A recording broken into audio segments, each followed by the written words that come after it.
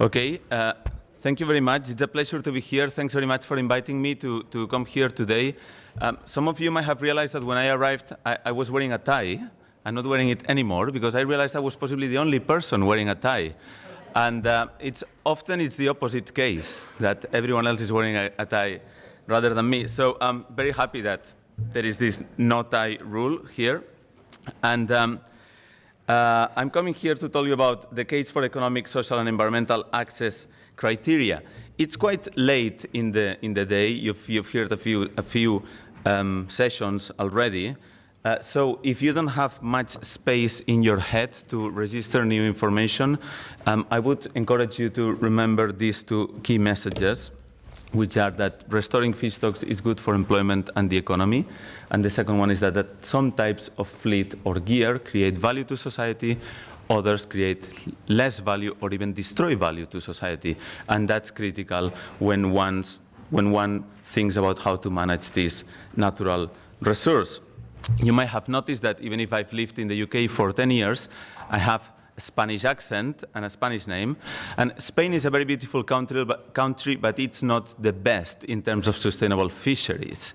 So maybe you wonder, what is this guy going to tell us about sustainable fisheries when he comes from Spain? It's a challenge talking about sustainable fisheries with a Spanish accent in Denmark and in the UK.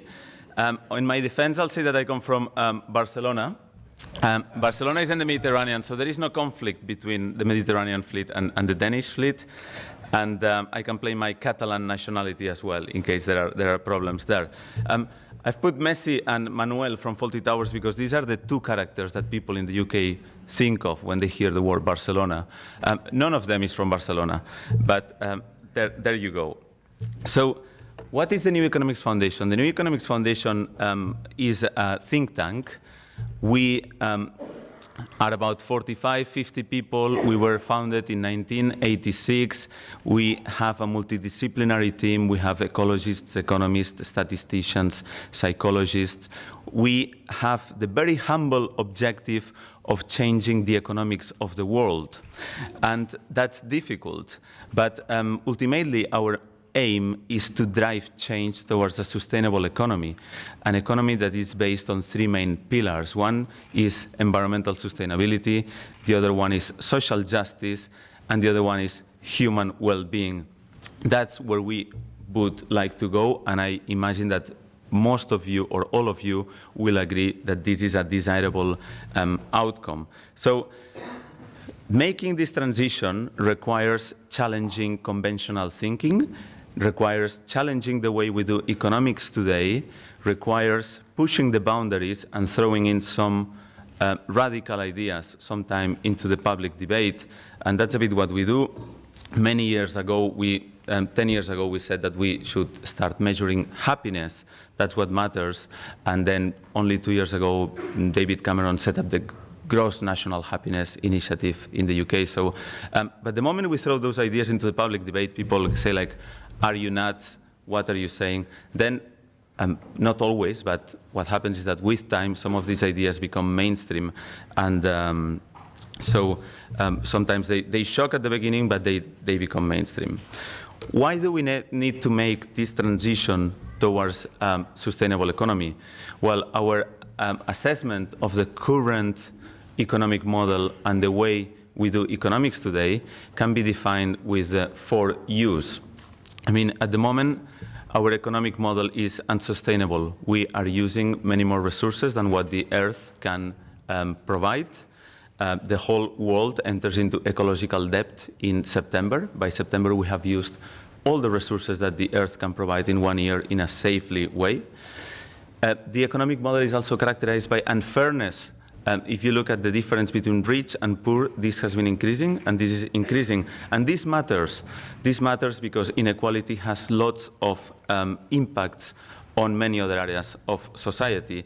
And I know that Denmark has one of the best ranks, one of the highest countries in Europe in terms of equality level. So maybe there are some lessons to be learned from there. Another characteristic of our model is that it's unstable. We need to grow constantly to keep the economic system stable. If we stop growing, as we have been experiencing lately in Europe, what happens is that everything collapses. There is no money to pay for pension, there is unemployment, and so on. So that is quite a vulnerable characteristic of our model, and we might want to rethink some of those aspects. And lastly, it's an unhappy model because although we have increased economic growth, we've doubled it over the past years, and we have trebled the use of natural resources, the levels of life satisfaction are still the same. So we are not very efficient in generating well-being by compared to the amount of resources that we used. This is how we do things today. Resources and labor are seen as an input to what is the ultimate goal of governments, which is growth, and that's the output. So it's a model that maximizes monetary returns on resources and labor. And what we're talking about here is about moving towards a new model in which the ultimate input is the natural resources, and the ultimate output we want to see is human well-being, is good jobs, it's stable jobs, is happy people, is healthy people. And the economy mediates between this input and this output. Obviously, this is a big change compared to the way we do things today. This is a radical shift. But it is important to bear it in mind, and you might be wondering, what is this person telling us about? This is about fisheries, but we need to have this holistic perspective and be aware of these things if we want to deliver sustainable fisheries and fair allocation of resources.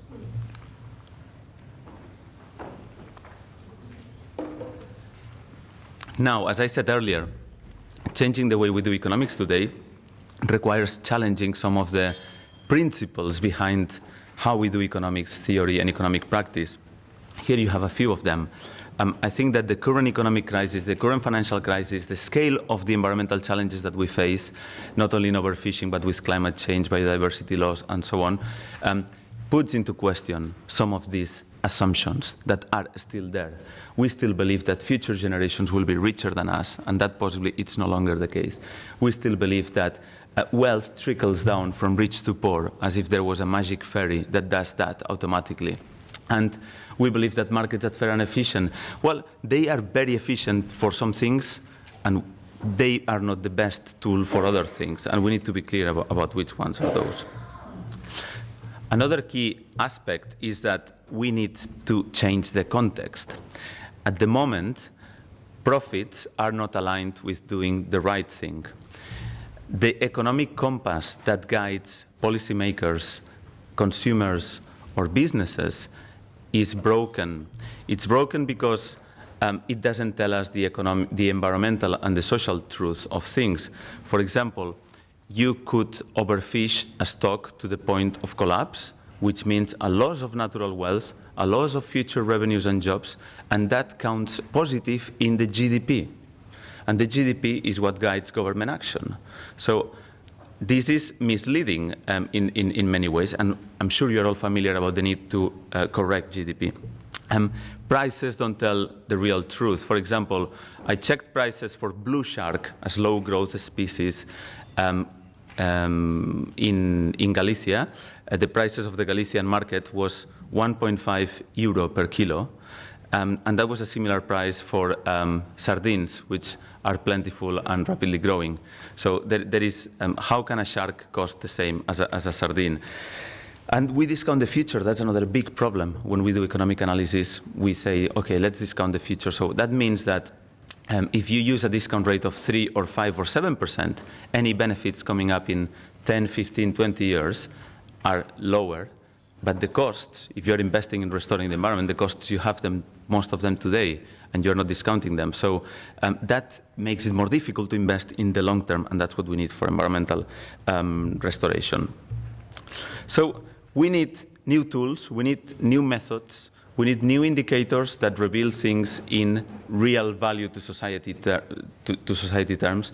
We need to do things in a way that tell us the environmental, the ecological, the economic, and the social story of things. We also need a context within which being profitable is synonymous with doing the right thing. At the moment, if you're a consumer, a responsible consumer that wants to buy organic or ecological product, you possibly will end up paying more. If you're a business that tries to do the right things, you will possibly have lower margin of benefits. even if you're a decision maker that is brave and wants to do the right thing, you might not last that long in government. So we need to change the context in which we operate so that it's easier as consumers and businesses to do the right thing. And policymakers play a key role in both implementing new tools, new economic tools that can help tell us a different story, and in creating this context in which doing the right thing is also profitable. Now, how does all this apply to the fisheries context? We have fish stocks. This is a natural resource, and we should be thinking of fish stocks as in the same way as we think of public funds or taxpayers' money. They are a resource, and we need to make the most for society. We need to make the most of it for society. We need to think in terms of how can we maximize value to society from the use of fish stocks. And this is kind of recognized already. If you look at the strategy of many governments, I mean, I'm more familiar with the UK government. It says, we want to maximize economic and the social and the environmental aspects in our fisheries management strategy. And people are saying this, and the common fisheries policy text says this. But what happens is that when governments allocate this resource to different fishing sectors, they don't follow any social, environmental, or economic criteria. As it was pointed out by an earlier speaker, Susanna, most of the allocation is based on historic rights. They are not based on which sector is delivering highest value to society. And this is what we are talking about here. I mean, unless we don't have criteria that maximizes value to society, and that's the criteria that guides allocation of fish stocks to fishermen or allocation of public funds, this is a criteria that needs to apply to all economic activity, not only to fisheries. Unless we don't have that, it will be very difficult to get best value of this resource for society. Now, two key conditions to deliver best value to society from fisheries are, first one is to ensure that these stocks are at the sustainable level, that these stocks are at a level that give you the maximum catch, the maximum revenue, and that support the maximum number of jobs. And the other one is the point I was making. It's that you allocate those resources to those that create best value understood in economic, social, and ecological terms. Now, where we are and where we could be. This is a result of a study we did, no-catch investment, and here we estimated what would be the maximum value, that's the blue line, that we could get of 54 fish stocks, 54 commercial fish stocks in European water, compared to the value that we are getting today. So if you see the gap between the value that we get today, which is the black line, with where we could be. It's a big gap. And this gap looks like this in numbers. At the moment, we're getting about 6 million tons. We could get 9.7 million tons. So the difference is that we could get an additional catch of 3.5 million tons. How does this translate in money? At the moment, we get about 4,000 million euros, the value of landings in 2010. This could increase to 7.1 billion, 7,137 million euros. So we could gain an additional 3.2 billion a year from the fish stocks. In terms of employment, this amount of money could support an additional 100,000 jobs, split between fishing direct jobs and processing. And there could be discussions about whether the employment is more or small. It depends on how you structure your fleet, and I'm very happy to discuss that. But the ultimate point I want to make is that every passing year that our stocks remain below sustainable levels, we are losing money and we are losing the opportunity to support jobs. Now, how can we allocate resources to those that create best value to society, and what does best value mean? This is what we try to look at our report, Values Leaping Through the Net. All the reports are available on our website. And let's start by defining what we mean by value. What is the criteria that we use to define value? In fisheries, we can talk about ensuring that this is an economic viable and profitable activity, an activity that generates jobs, an activity that has a low impact on seabed or low habitat damage, low discards, low carbon emissions, low bycatch, and so on. There are multiple objectives, and that's what we need to think about. What are the objectives that we want to maximize? Let's look at all of them. It's challenging, but let's look at all of them, not just some of them. So we looked at cod in the North Sea, and we looked at these three areas here, and that is of relevance to Denmark, of course. Unfortunately, we only focus on the UK fleet side of the story, but maybe, I'm sure you have enough data to replicate this study in Denmark and see how it looks like. And what we did was to compare how these two different types of fishing gear compare in terms of employment, in terms of carbon emissions, in terms of discards, in terms of subsidies, and in terms of profitability. We looked at a sample of 236 trawlers and 110 gill nets, and they were classified in length vessel types. So from 0 to 12, from 12 to 24, you can see in parentheses the number of vessels for each category. We only have one category for gill nets because this was not representative enough. And we took all official data sources. And the study is only as good as the data is, and there are data issues, and I'm sure that some of the results can be challenged, or the values. But the value of this study is more about showing how you could do things. So let's not get caught into the numbers. Let's get caught about the process and the methodology.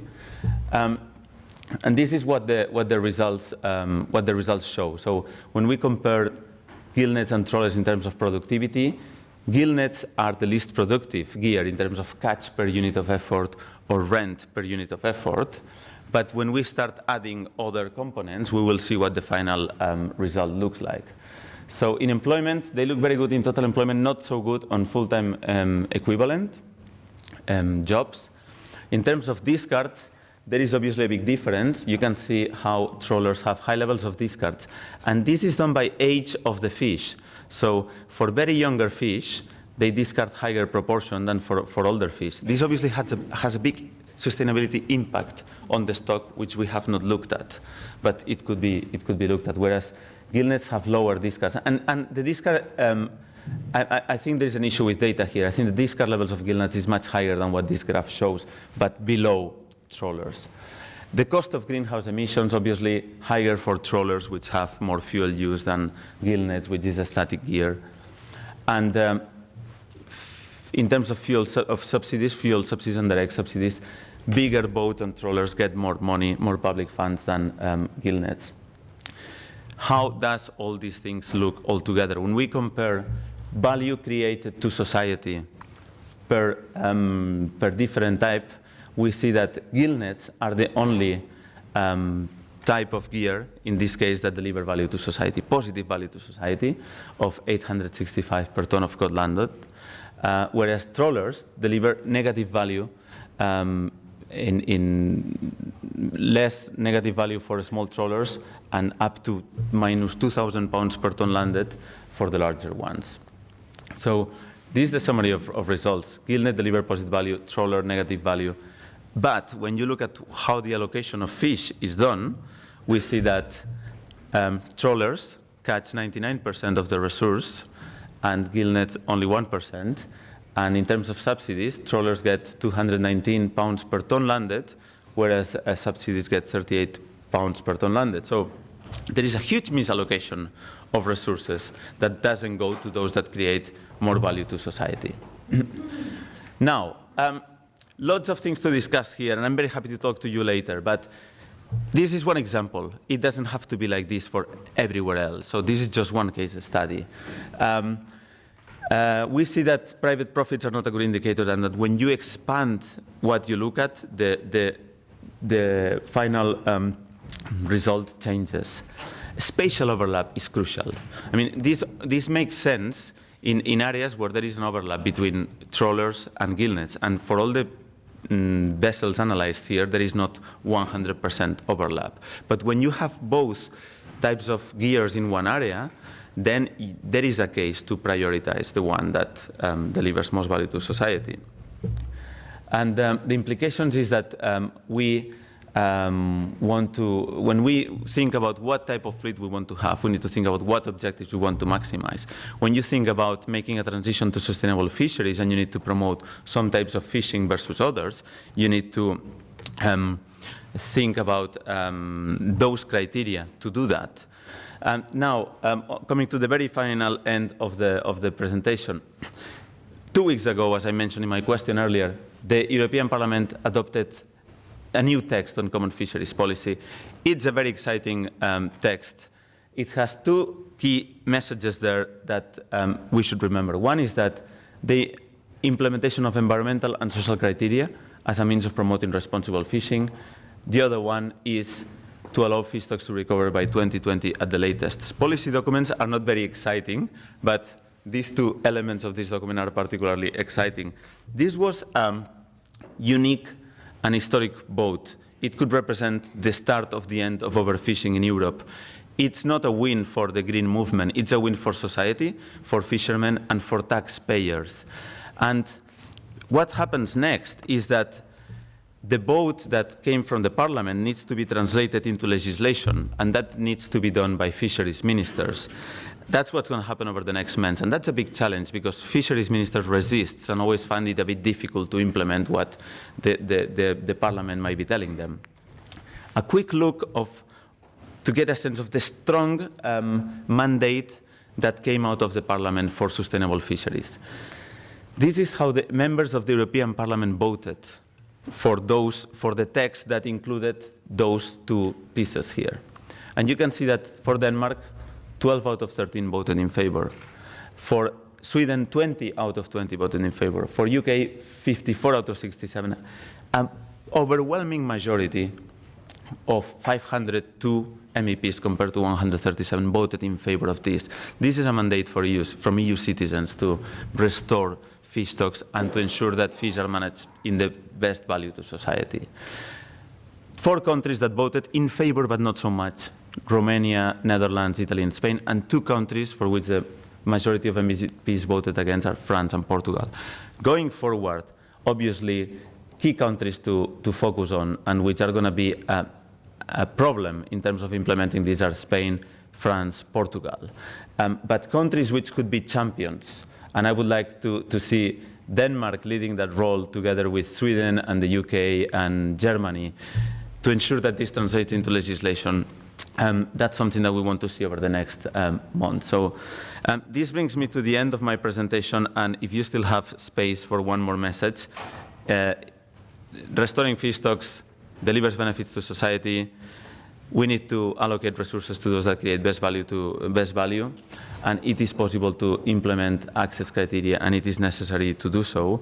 I'll be very happy to discuss any questions that you might have, and you can look at all our reports which are available on our website. So thank you very much.